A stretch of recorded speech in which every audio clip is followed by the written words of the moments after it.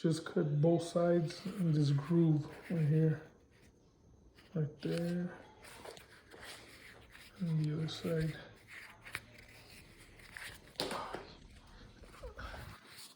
You get the idea.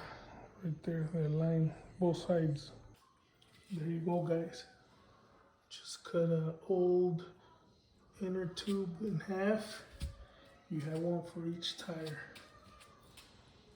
And I'm just gonna tape it up with this double-sided tape on the tire, and there you go. Simple as that. You're welcome.